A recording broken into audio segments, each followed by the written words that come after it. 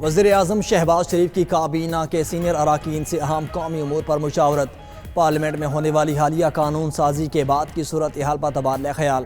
داخلی سلامتی سے متعلق امور کا بھی تفصیلی جائزہ۔ شرکاء کا سول عسکری قیادت کے درمیان اختلافات کی بے بنیاد خبروں پر اظہار افسوس۔ وزیر اعظم شہباز شریف کی زیر صدارت کسٹم ڈیوٹی اور تجارتی شعبے میں دیگر اصلاحات پر جائزہ اجلاس۔ وزیر اعظم نے کہا ملک کی صنعتی پیداوار اور تجارت میں اضافے کے لیے شعبہ جاتی مخصوص تجاویز اور مسائل کی نشاندہی ناگزیر ہے۔ دہائیوں سے معاشی اور صنعتی پیداواری صلاحیتوں کو بڑھانے کے لیے ایکسپورٹ ڈیولپمنٹ فنڈ کو ریسرچ ٹریننگ پر استعمال نہیں کیا گیا۔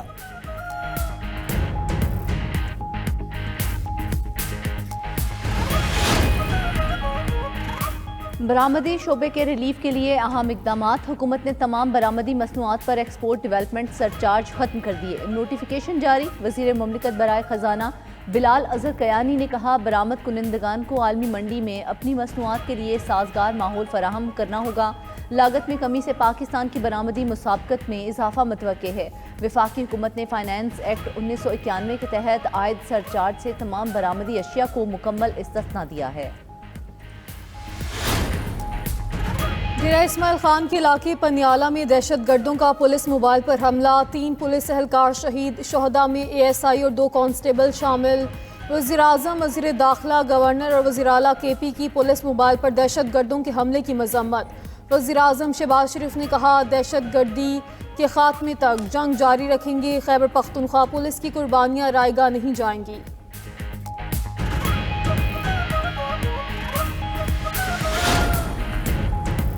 وزیر اعلیٰ خیبر پختونخوا کی زیر صدارت پولیس فورس اور سول افسران کا مشترکہ دربار۔ سہیل آفریدی نے صوبے کے موجودہ حالات کو غیر معمولی قرار دے دیا، کہا خیبر پختونخوا 4 دہائیوں سے دہشت گردی کی زد میں ہے۔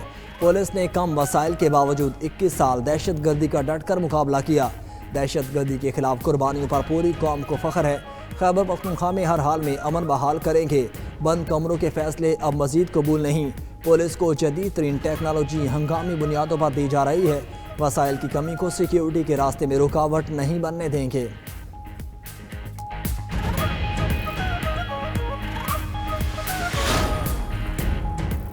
NFC کا شیئر خیبر پختونخوا کو نہیں مل رہا۔ فاٹا انضمام کے بعد 1000 ارب روپے دینے کا وعدہ کیا گیا تھا۔ افغان وار نے ہمارے کلچر اور سوسائٹی کو بری طرح متاثر کیا۔ دہشت گردی کے خلاف جنگ نے رہی صحیح کسر پوری کر دی۔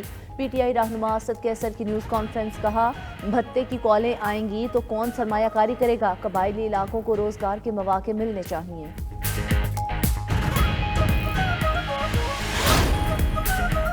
غیر قانونی افغان باشندوں کی وطن واپسی کا معاملہ وفاق کی سنجیدہ حکمت عملی کے مقابلے میں خیبر پختونخوا کی تشویشناک سست روی۔ وفاقی حکومت کی جانب سے IFR پلان شروع کیا گیا۔ وفاق نے مجموعی طور پر 54 افغان مہاجر کیمپس کو غیر قانونی طور پر غیر فعال کر دیا۔ غیر فعال قرار کیمپس میں 43 خیبر پختونخوا، 10 بلوچستان اور 1 پنجاب میں واقع تھا۔ پنجاب اور بلوچستان میں وفاقی پالیسی پر عمل درآمد کیا۔ خیبر پختونخوا کی صورتحال دیگر صوبوں کے مقابلے میں مختلف۔ KP میں 43 ڈی نوٹیفائڈ افغان کیمپس میں سے صرف 2 کیمپس کو کلیئر کیا گیا، طلب کر لیا۔ کاشتکاروں کو فوری معاونت فراہم کرنا ضروری ہے۔ فنڈز کی تاخیر سے کئی کاشتکار پہلے ہی بوائی کا ہم وقت گنوا چکے۔ وزیر اعلیٰ سندھ مراد علی شاہ کی زیر صدارت گندم کاشتکاروں کے امدادی پروگرام کا جائزہ اجلاس میں گفتگو۔ سندھ بینک کو ہدایت دیتے ہوئے کہا کہ کھاتے کھولنے اور فنڈز کی منتقلی میں تیزی لائی جائے، مستفید ہونے والے کاشتکاروں کو فوری آگاہ کیا جائے۔ پروگرام کا مقصد کاشتکاروں کو بوائی کے دوران کھاد خریدنے میں سہولت فراہم کرنا ہے۔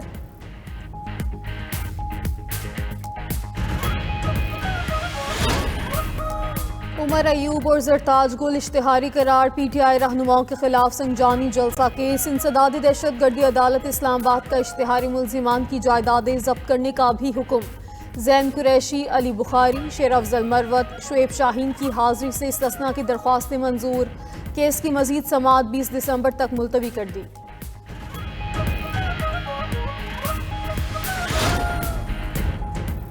جسٹس محسن اختر کیانی کو سپریم کورٹ کا جج بنانے کی رائے مسترد۔ جوڈیشل کمیشن اجلاس کی اندرونی کہانی سامنے آ گئی۔ رائے کے مطابق اجلاس میں جسٹس منیب اختر نے جسٹس محسن اختر کیانی کو سپریم کورٹ جج لگانے کی رائے دی۔ جسٹس منیب اختر کی رائے سے جوڈیشل کمیشن کے کسی ممبر نے اتفاق نہیں کیا۔ دوسری جانب لاہور کی ضلعی عدلیہ کے سول جج سید جہاں زیب بخاری نے اپنے عہدے سے استعفیٰ دے دیا۔ جج سید جہاں زیب بخاری نے اپنا استعفیٰ chief justice Lahore high court کو بھجوا دیا۔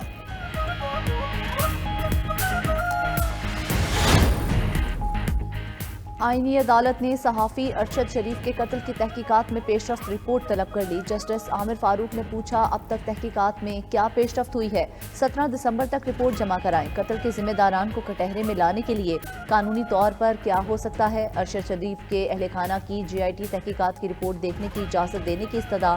جسٹس عامر فاروق نے کہا کہ اگر قانون اجازت دیتا ہے تو عدالت آپ کے ساتھ ہے۔ ایڈیشنل اٹارنی جنرل نے بتایا کہ حتمی چالان جمع ہوگا تو اس کے ساتھ منسلک دستاویزات کو دیکھا جا سکتا ہے۔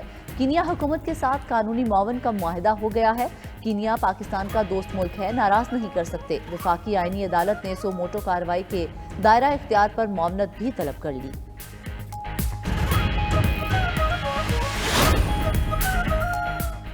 پاک فوج کی elite search and rescue team Sri Lanka پہنچ گئی۔ پاک فوج کی ٹیم امدادی سرگرمیوں میں حصہ لے گی۔ پاک بحریہ اور ایویشن پہلے ہی ریسکیو آپریشنز میں مصروف۔ NDMA نے 200 ٹن امدادی سامان کنٹینر شپ کے ذریعے سری لنکا بھیجا۔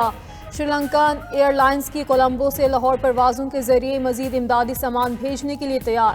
فولڈنگ بریج سمیت دیگر ضروری آلات شامل۔ چیئرمین NDMA نے کہا مشکل گھڑی میں دوستی کا حق ادا کر دیا۔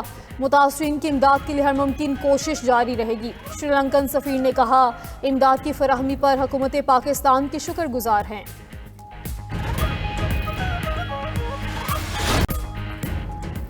خیبر پختونخوا حکومت نے NFC ایوارڈ کے لیے تیاری مکمل کر لی۔ وفاق سے ضم اضلاع کے لیے مختص فنڈز کے عدد و شمار جمع کر لیے گئے۔ دستاویز کے مطابق گزشتہ چند سالوں میں خیبر پختونخوا کو 557 ارب روپے کم ملے۔ AIP میں 531 ارب اور ADP میں 26 ارب روپے کم جاری ہوئے۔ AIP کے لیے 7 سال میں 700 ارب جاری کرنے کا وعدہ تھا۔ وفاق نے 700 ارب میں سے صرف 24% جاری کیے۔ ADP کے لیے 150 ارب مختص، 123 ارب ہی جاری ہو سکے۔ ہم فنڈز سے صوبائی حکومت کو مالی معاملات میں شدید مشکلات کا سامنا۔ پاکستان کی ڈیجیٹل اکانومی میں عالمی سطح پر بڑی انٹری۔ پہلی بار عالمی کرپٹو فورمز پر اعلیٰ سطحی نمائندگی کرے گا۔ پاکستان اب عالمی ڈیجیٹل معیشت کی تشکیل میں کردار ادا کرے گا۔ وزیر مملکت بلال بن ثاقب دبئی اور ابوظہبی میں عالمی کرپٹو ایونٹ سے خطاب کریں گے۔ بلال بن ثاقب کی کل بائنانس بلاک چین ویک میں شرکت شیڈیول۔